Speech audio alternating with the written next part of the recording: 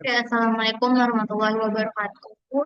Jadi, pada video presentasi kali ini saya ingin membahas terkait dasar-dasar komputer dan pemrograman.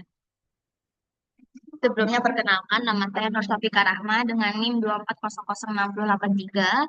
Saya dari program studi bimbingan dan konseling. Jadi, yang akan kita bahas pertama yaitu apa itu sistem komputer. Jadi sistem komputer itu adalah kombinasi perangkat keras, hardware, dan perangkat lunak, software yang bekerja sama untuk melakukan tugas-tugas tertentu. Nah, jadi dalam sistem komputer ini nggak cuma CPU dan monitor saja, tapi ada beberapa eh, elemen-elemen yang penting yang memungkinkan kita berinteraksi dengan teknologi digital. Jadi yang pertama itu ada input. Jadi input ini itu menerima data dari pengguna atau sumber eksternal, misalnya keyboard, mouse, ataupun mikrofon.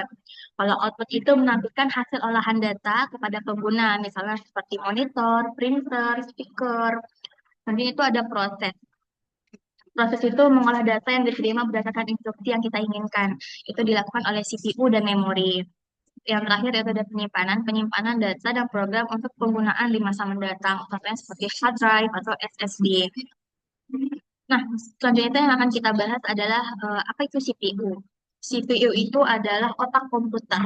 CPU bertanggung jawab untuk mengeksekusi instruksi dari program komputer, melakukan operasi aritmatika dan logika, serta mengelola aliran data. Jadi semakin canggih CPU yang kita gunakan, semakin cepat komputer dapat memproses informasi. Selanjutnya itu ada memori atau RAM. Jadi RAM itu adalah tempat penyimpanan data sementara yang digunakan CPU saat komputer sedang beroperasi. Jadi semakin besar kapasitas RAM yang digunakan, semakin banyak program yang bisa kita simpan. Seperti itu. Nah, nggak cuma ada itu aja, ada beberapa lagi elemen yang penting. Yang pertama itu ada penyimpanan data. Jadi, media penyimpanan permanen untuk sistem operasi, beda dengan yang memori yang sifatnya sementara. Yang dimana untuk menyimpan permanen sistem operasi, program dan file pengguna. Contohnya itu ada HDD atau hard drive disk dan solid state drive SSD. Next itu ada keyboard dan mouse. Jadi ini perangkat input standar untuk berinteraksi langsung dengan komputer untuk kita memasukkan teks dan mengarahkan kursor. Next itu ada monitor atau layar. Jadi ini merupakan perangkat output utama yang mengamankan informasi visual kepada pengguna. Next itu ada motherboard atau papan sirkuit utama yang menghubungkan semua komponen untuk berkomunikasi satu sama lain seperti itu.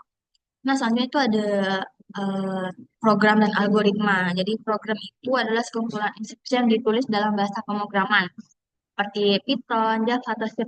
Yang dimana tadi untuk memberitahu komputer apa yang harus dilakukan.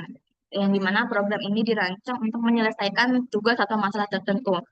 Next itu algoritma. Jadi algoritma ini adalah serangkaian langkah-langkah terurut dan terbatas untuk menyelesaikan suatu masalah dan mencapai tujuan tertentu.